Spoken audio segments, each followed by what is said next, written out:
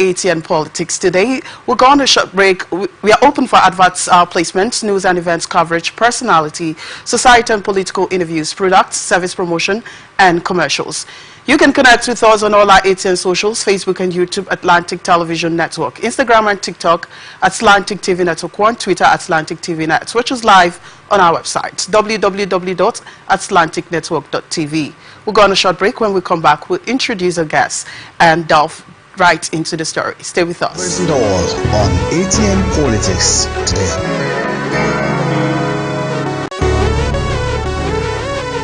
Every day our lives are changed by history. We are one people, all of us. Leaders, politics. Nobody's ambition is what's the plan. I have fought a very family. Natural occurrence, war, and the world economy. I belong to everybody, and I belong to nobody. Atn covers it all on Atn Politics today.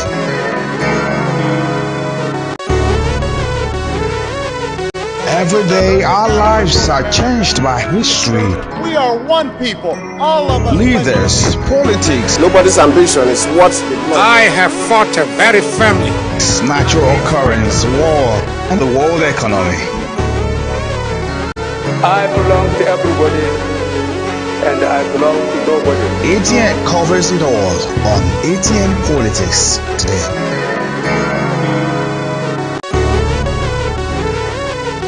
Every day our lives are changed by history. We are one people, all of us. Leaders, politics. Nobody's ambition is what's the plan. I have fought a very family. Natural occurrence, war, and the world economy. I belong to everybody, and I belong to nobody. Atn covers it all on Atn Politics today.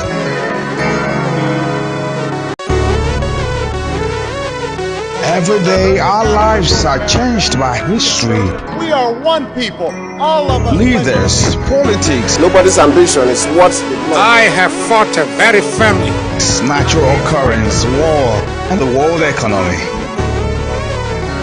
I belong to everybody, and I belong to nobody. Atn covers it all on Atn Politics today.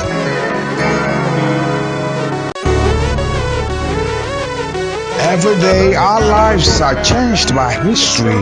We are one people, all of us. Leaders, politics. Nobody's ambition is what's the plan. I have fought a very family. Natural occurrence, war, and the world economy. I belong to everybody, and I belong to nobody. Atn covers it all on Atn Politics today.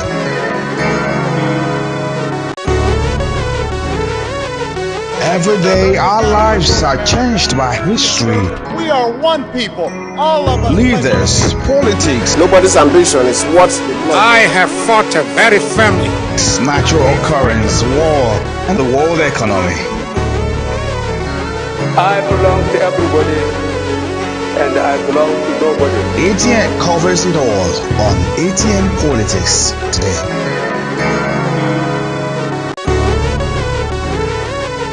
Every day our lives are changed by history.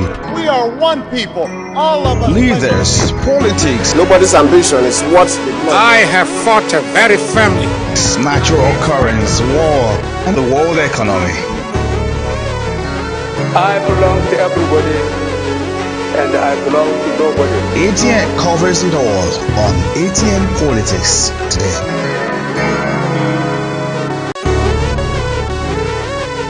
Every day our lives are changed by history.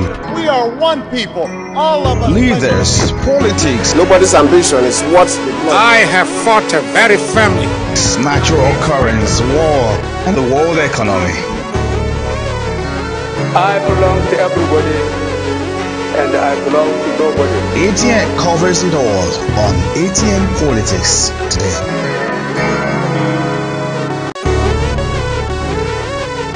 Every day our lives are changed by history. We are one people, all of us. Leaders, politics. Nobody's ambition is what's the plan. I have fought a very family. Natural occurrence, war, and the world economy. I belong to everybody, belong to nobody. ATN covers it all on Atn Politics today.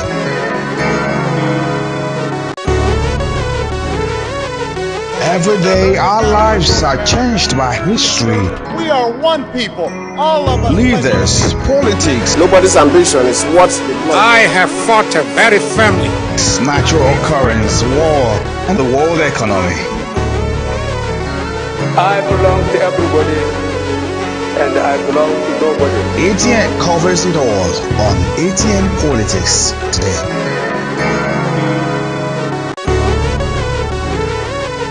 Every day our lives are changed by history. We are one people, all of us. Leaders, politics, Nobody's ambition is what they want. I have fought a very family. natural occurrence, war, and the world economy. I belong to everybody, and I belong to nobody. ATN covers it all on Atn Politics today.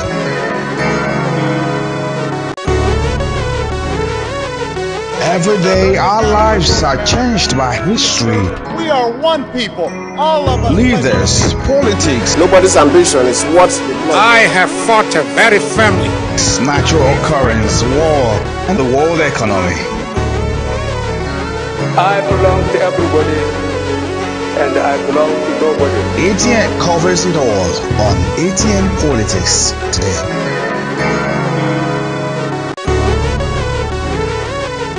Every day our lives are changed by history. We are one people, all of us. Leaders, politics, Nobody's ambition is what they want. I have fought a very family. natural occurrence, war, and the world economy. I belong to everybody, and I belong to nobody. ATN covers it all on Atn Politics today.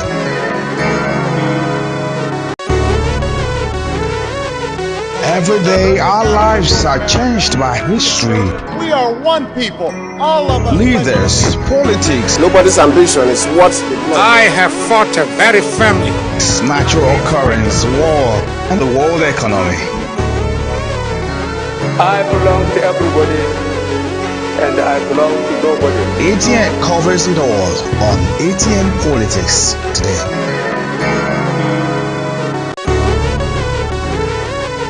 Every day our lives are changed by history. We are one people, all of us. Leaders, politics, Nobody's ambition is what they want.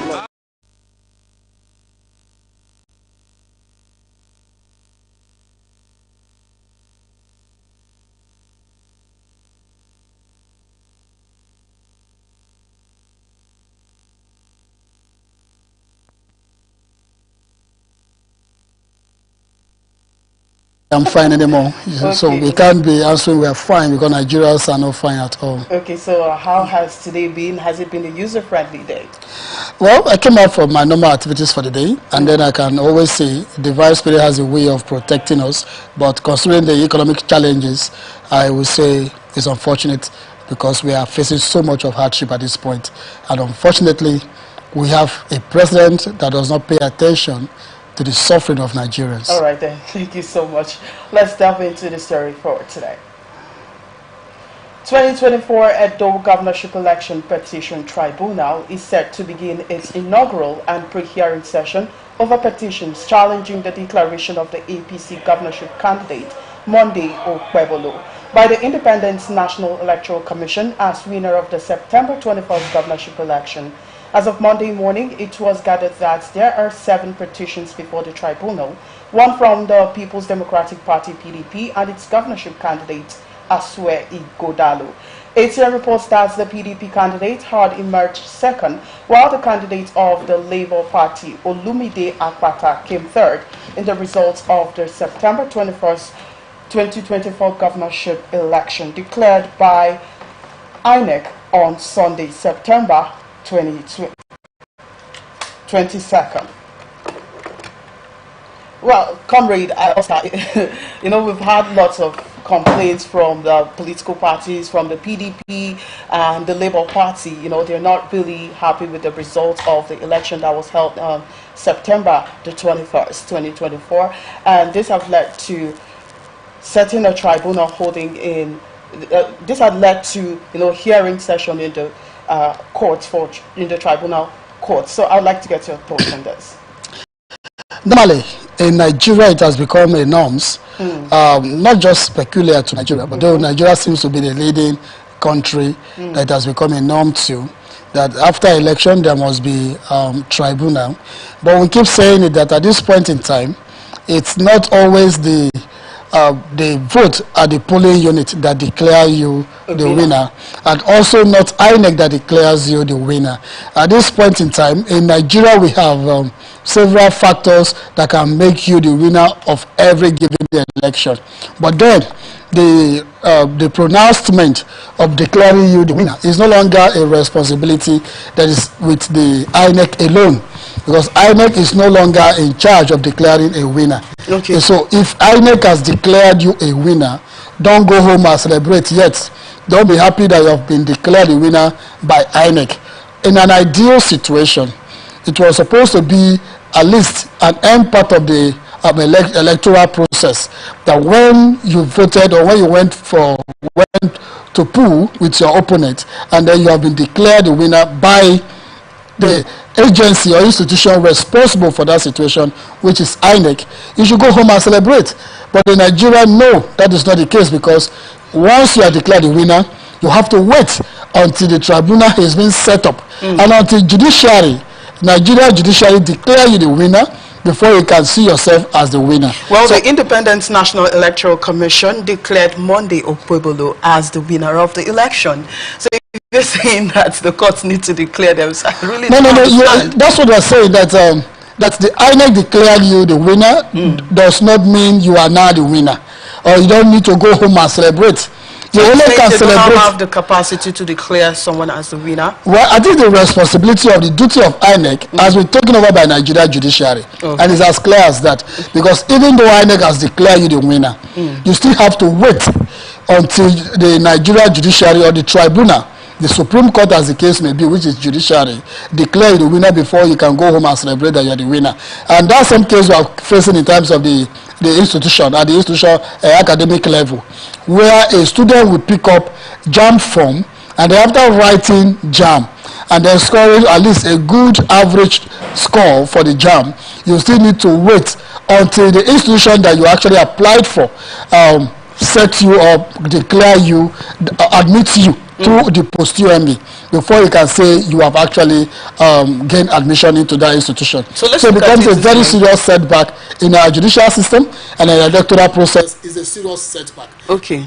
We look at it this way. Tribunal comes into play when parties who were involved in the elections are not satisfied with the results of the INEC, with INEC's results of who they declare the winner. That is where tribunal comes into play. So if you're saying that tribunals are the one, to declare winners, not the INEC, I want you to deliberate more on that.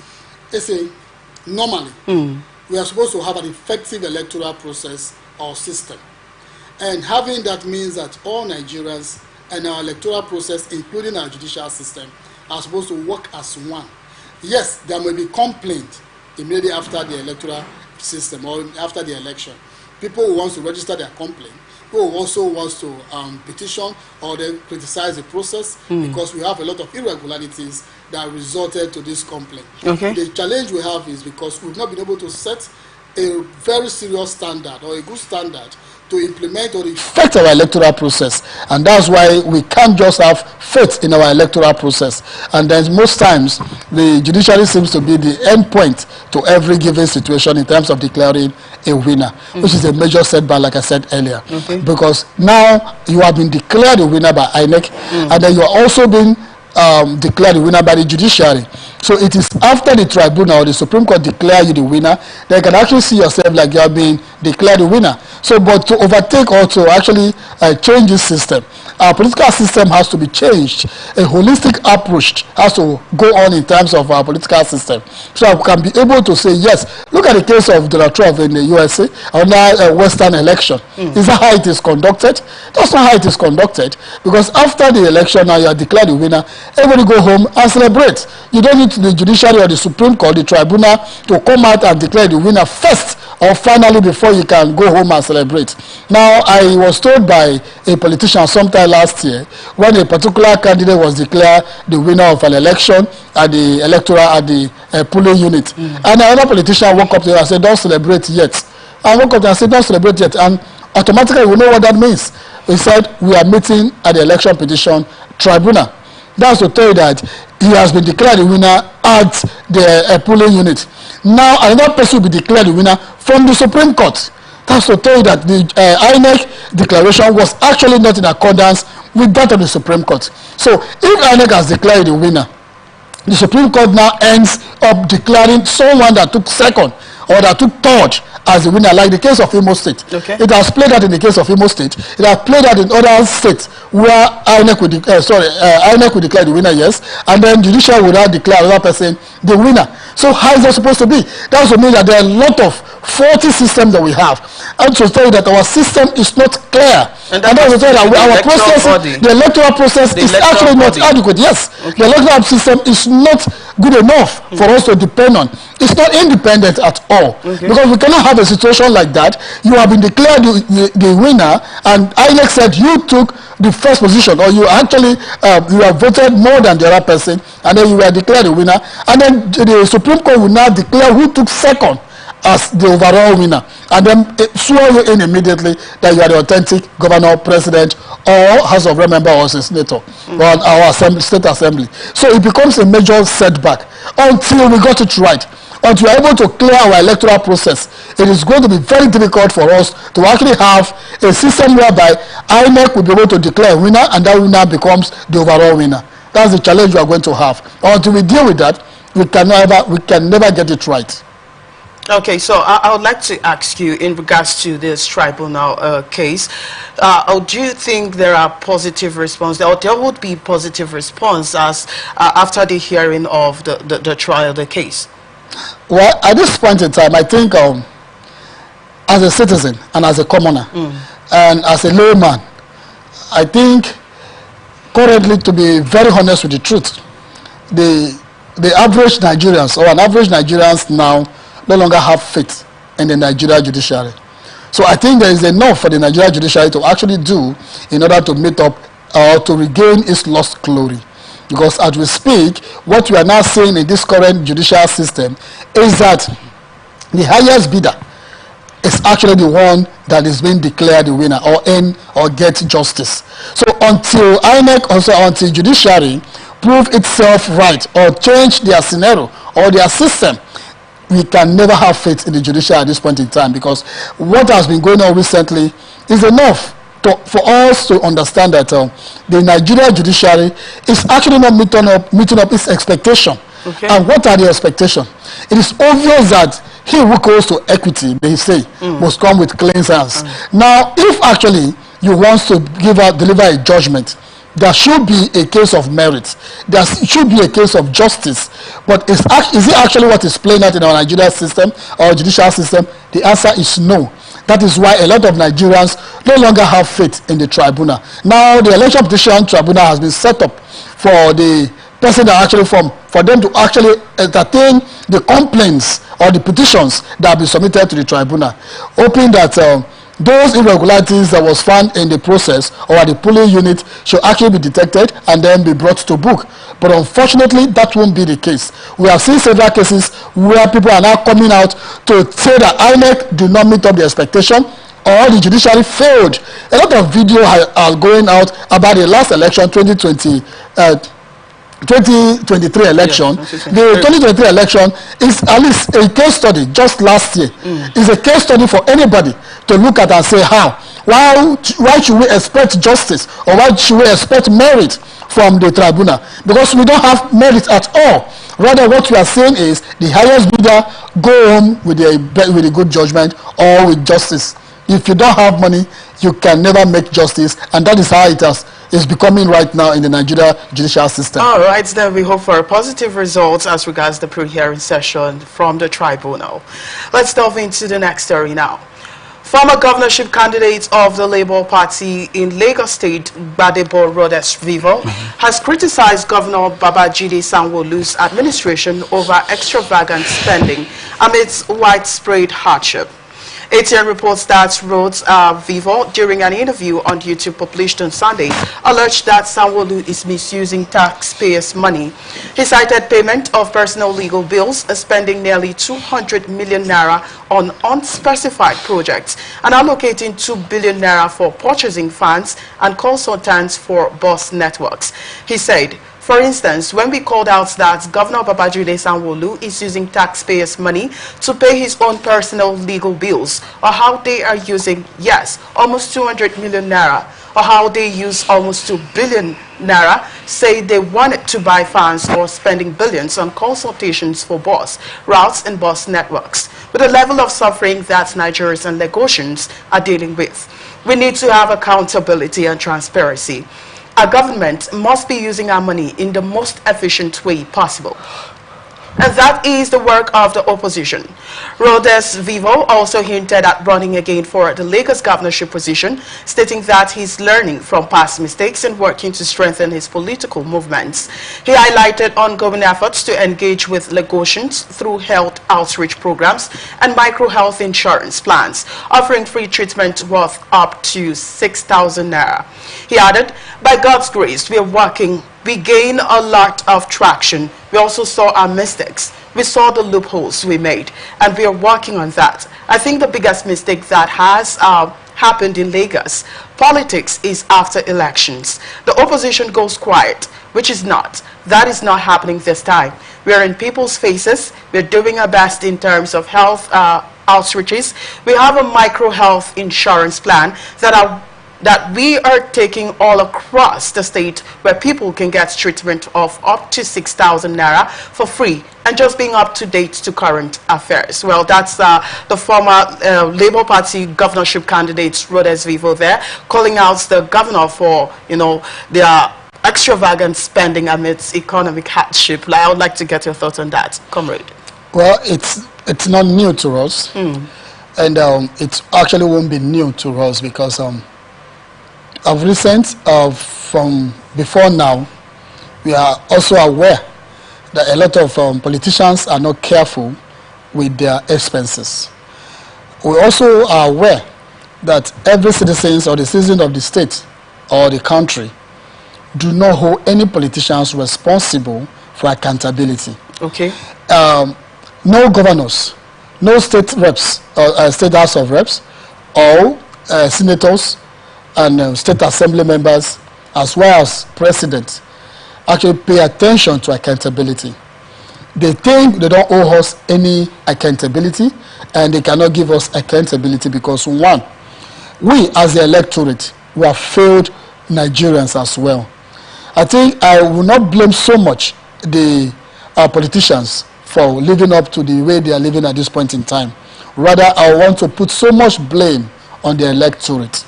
Because if the electorate were also living up to expectation, it's obvious that politicians will not play with the masses' voice, will not play with accountability, and will not play with their scorecard, neither will they play with developmental issues and taxpayers' money. They are playing with taxpayers' money because the electorate allowed the system to remain porous the way it is. Now we are complaining that there is hardship. We are complaining that in all parts of Nigeria, all parts of this country, we are having so much of hardship. But do you know that at the same time, the same people that are complaining of this hardship will be the same people that will vote the same people that is creating or giving us this hardship come 2027. Okay. That becomes a major setback. And that's why I put the blames on the electorate. Because if what displayed, or if what happened 2023 in our various polling units was not allowed to happen, we won't find ourselves where we are today. If what happens at the Election Petition Tribunal and the Supreme Court was actually avoided, we will not find ourselves where we are today. But unfortunately, Nigerians have decided to choose bribery and corruption in place of transparency. Nigerian judiciaries and Nigerian politicians have decided to allow bribery and corruption become the father, the mother of the day. If not, why will a sitting governor decide to spend taxpayers' money the way he feels he can actually spend those money? Just recently, EFCC, if at all they are ready to be transparent, if at all they are also ready to be very, very adequate in their record and in their analysis. EFCC recently have declared a 750-something duplex and estate in Abuja, owned by just one person, from taxpayers' money, from just Nigeria's money, and everybody are suffering. Just one person owned this, how many hectares of land that was supposed to benefit so many Nigerians, and then one person owned this whole thing, because there is no accountability, because we don't give account, and because the electorate do not hold our politicians accountable for the expenses while they are in office. Comrade Oscar, like you rightly say that Nigerians are aware of the extravagant spending of politicians, right? So let's take a look at this of the governorship, former governorship candidate of the Labour Party, Gbadebo. Do you think he's coming out to call for the accountability for the government to be accountable to the citizens, or better still, he's trying to do that for his own interests, considering the fact that he's aiming to, to run for the governorship position come 2027? Do you think he's actually doing that to call the government to hold them accountable? Because he hasn't done that before. He's just coming out to do it, considering the fact that they know so well that our politicians spend extravagantly, but they've not called them out, and he's coming out to do that. What does that mean? I think I don't see it as a case of witch hunting. All right. I don't see it as a case of personal interest. Okay. I also don't see it as a case of him trying to protect his 2027 interest. No, I don't see it that way. And like he said in one of his statements, that it is their duty as opposition to always expose the debt or the hidden agenda or the expenses or whatever is going on that is not accurate to the public.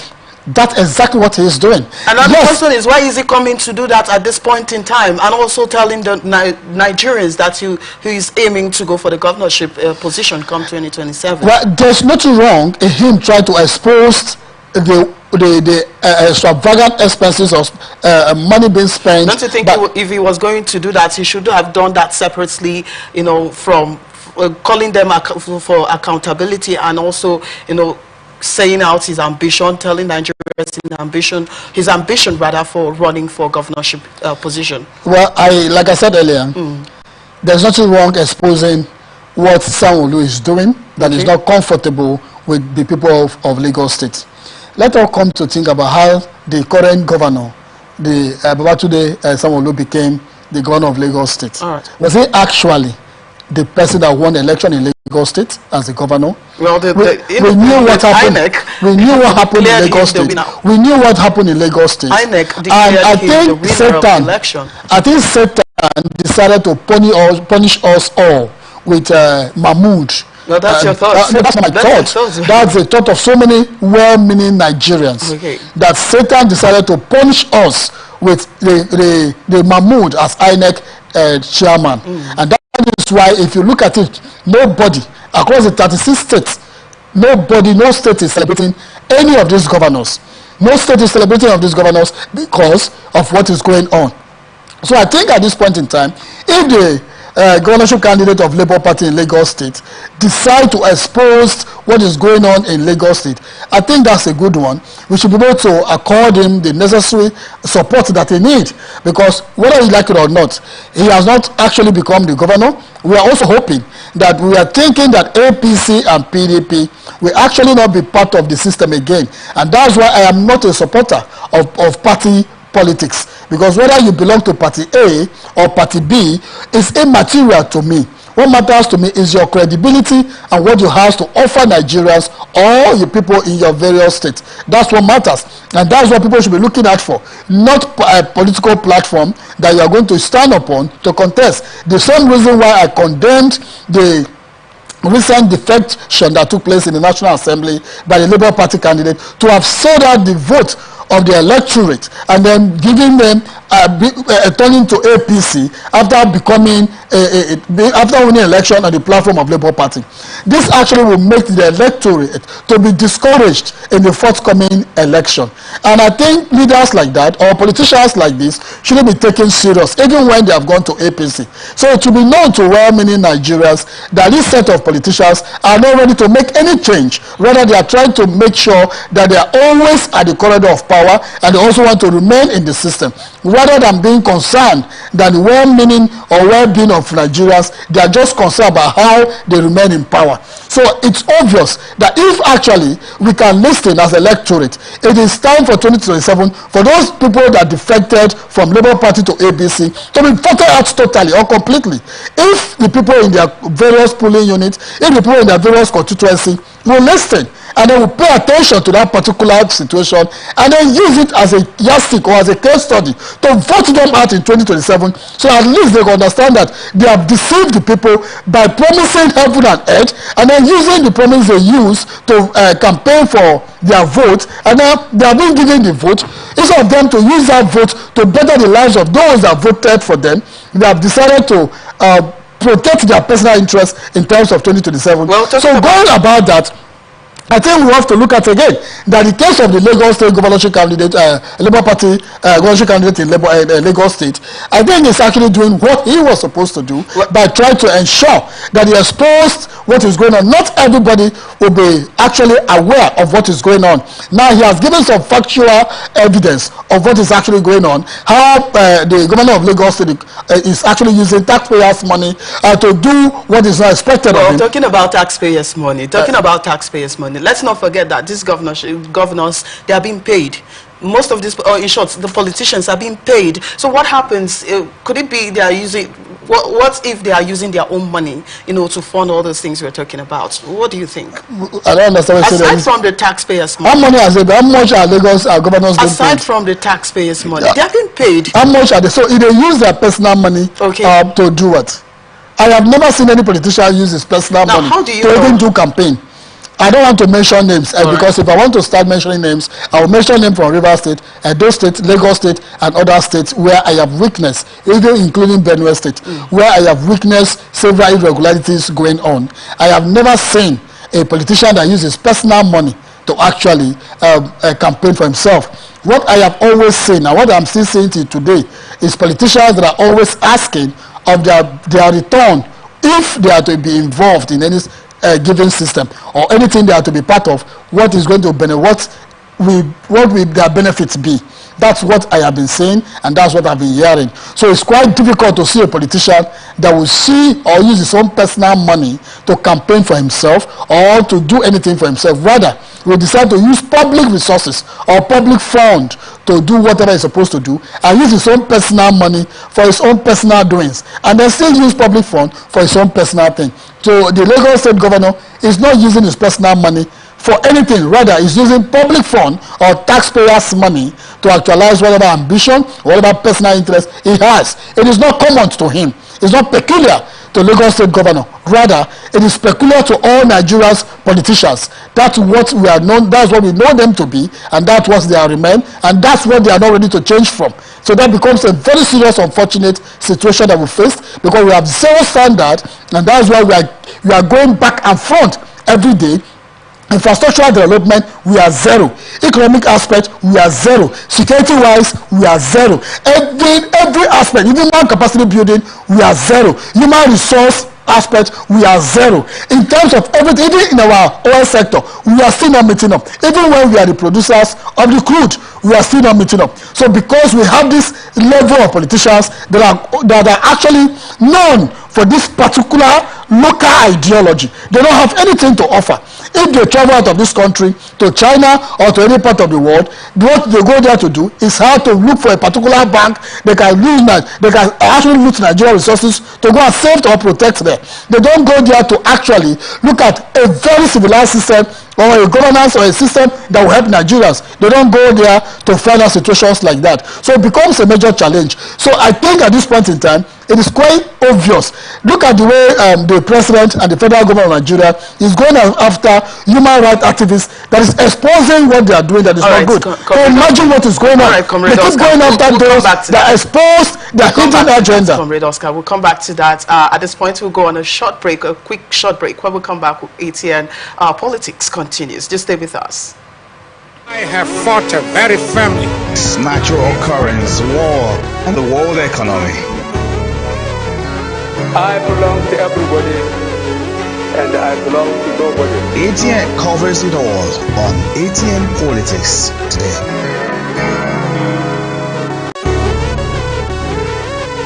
Every day, our lives are changed by history. We are one people, all of us. Leaders, politics, Nobody's ambition is what they want. I have fought a very family. natural occurrence, war, and the world economy. I belong to everybody, and I belong to nobody. ATN covers it all on ATN Politics today.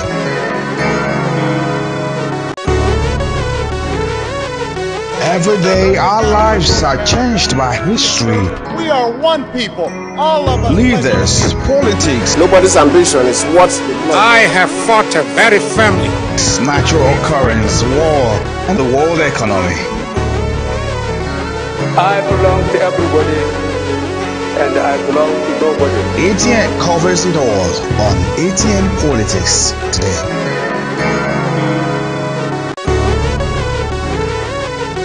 Every day, our lives are changed by history. We are one people, all of us. Leaders, politics, Nobody's ambition is what they want. I have fought a very family.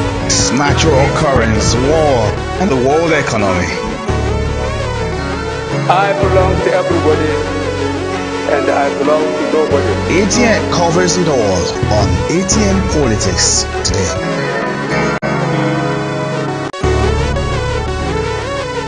Every day, our lives are changed by history. One people, all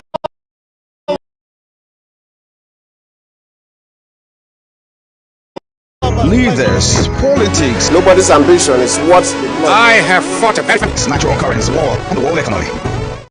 Thanks for staying with us. This is ATN Politics, and joining us on ATN Politics today is Comrade Imiabe Savior Oscar. He's the National President, South-South Youth Initiative. And I will delve into our stories. Former Vice President and 2023 presidential candidate of the People's Democratic Party, PDP, Atiku Abubakar, has taken to social media to share a reunion with his primary school classmates.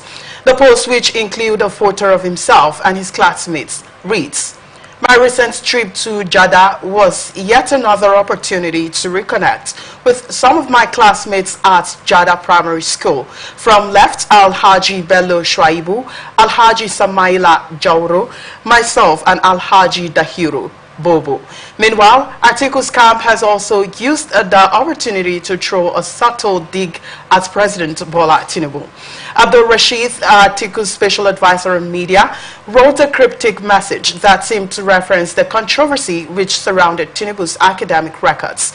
"It is quite improbable that you will find yourself devoid of classmates, classmates, or family members, unless your existence is steeped in secrecy and deception," Rashid said. He added, recently Atiku Abubakar welcomed a group of his former classmates to the historic grounds of Jeddah Primary School, a gathering filled with nostalgia and shared memories. The atmosphere buzzed with laughter and conversation as they reminisced about their school days, creating an inviting scene that highlighted the importance of community and connection. Recall that following his election victory, Tinubu faced scrutiny over his educational background, with opponents, including Atiku, demanding proof of his academic claims. Comrade Oscar, I mean, this is really timely. You know, going to school, taking memories, pictures of your classmates back then in school, and that's exactly what Atiku Abubakar has done right here. And the party members have used that to dig really deep on President Tinubu's, considering the fact that Nigerians were clamoring for his results, his classmates, just to show the school he attended, his classmate, and the course he actually took. I'd like to get your thoughts on this. It's laughable. Because you have your classmate, you have all the results, you have everything, and then at the end of the day, best when you issue even primary school certificate, I become our president. You are a professor, you supported, you are a Nobel laureate, you supported someone that does not have such qualification that you have to become a president. You are a professor, and you saw an academician like you that was once a president, and you campaigned and protested against him, even when he was doing what was actually within his own time bands to do.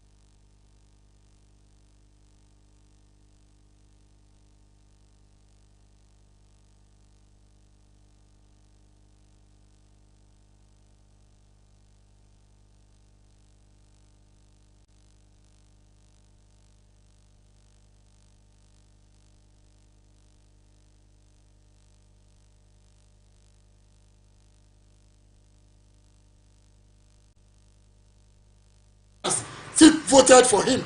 That's to tell you how the country is, the kind of country we call Nigeria, where we are and where we are going.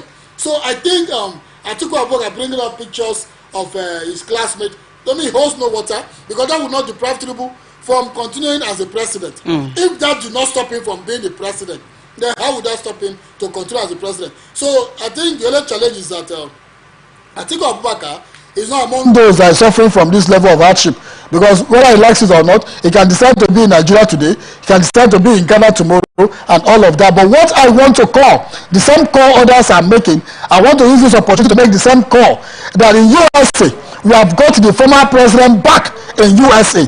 In Ghana, we have got the former president back in Ghana. We want the same to repeat in Nigeria. If Goodluck Ebele Jonathan can come back in 2027 to actually follow up with his colleagues, which is the current president of USA and the current president of Ghana, if Goodluck Ebele Jonathan will also become the same situation, will have same results in 2027, that would be okay.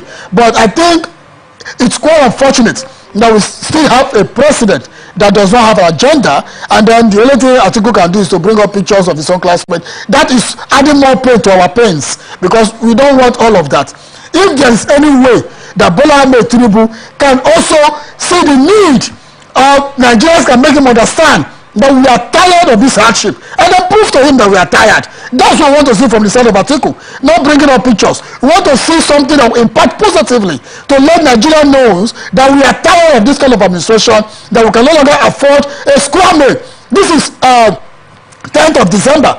This is 10th of December, if I'm not mistaken, and up to now, nobody has felt the impact of the Yuletide season. Nobody has felt the impact of this winter season. The festive season does not actually have any kind of impact on anybody. People are still scared of going to the market. And then we are in the administration where a president is not doing well, a president is meeting up zero standard. And then you would have contested as under the PDP platform. You are coming up with pictures. Come up with something that can make us come out from this level of hardship. That's what we want to see from Atiku, and not pictures. I'm not carried away with that picture because he holds no water. He never had a Tinubu never proved to us his primary school certificate, secondary school certificate, and university certificate. Yet he is a president. So I think that for me holds no water.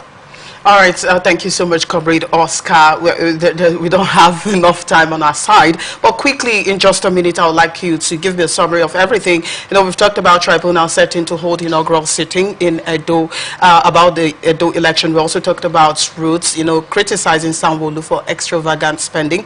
We also talked about Atiku throwing shade at Tinubu and also posting pictures of himself and his classmates. So quickly, in just a minute, let's get a summary of everything. I think, like I said earlier, the judiciary should think of how they can be able to regain their lost glory. Okay. Because the commoners, those laymen like us, do no longer have trust in the Nigerian judicial system because of how the politicians are buying their justice or buying what do you call it, their judgment or court orders and the rest of it.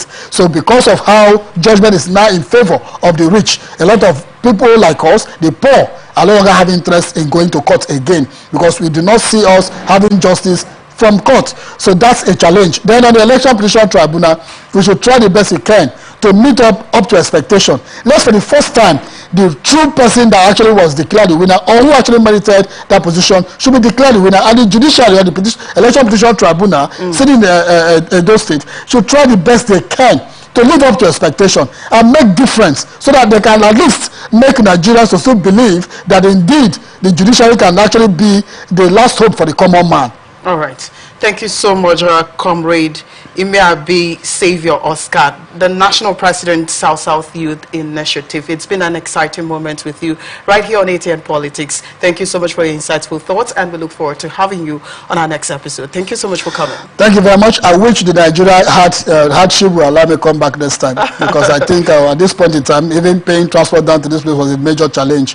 Except we are going to have a serious situation where we have God on our side, and there will be a level of succor for those of us that live in a village to be able to meet up our life in a village, to feel the presence of government even in our local area. But unfortunately, we don't see that coming because we have a president that does not pay attention to the suffering and hardship of Nigerians. Well, the Nigerians are also hoping for a better tomorrow. Hopefully. Thank you so much. Thank you so much for watching. This is where we wrap it up on this episode of Atn Politics. Remember, we are open for adverts placements, news and events coverage, personality, society and political interviews, products, service promotion, and commercials. You can connect with us on all our ATN socials, Facebook and YouTube, Atlantic Television Network, Instagram and TikTok, Atlantic TV Network 1, Twitter, Atlantic TV Net. Watch us live on our website, www.atlanticnetwork.tv. Peace and unity are the pathways to progress. Thank you for watching. I am Victor Peter. I belong to everybody, and I belong to nobody. ATN covers it all on ATN Politics today.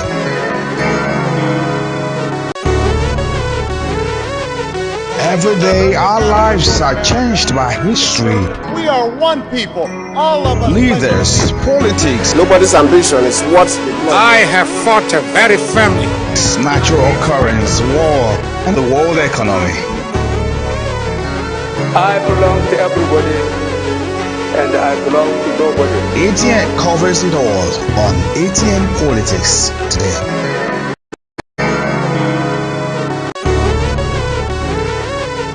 Every day our lives are changed by history. We are one people, all of us. Leaders, politics, What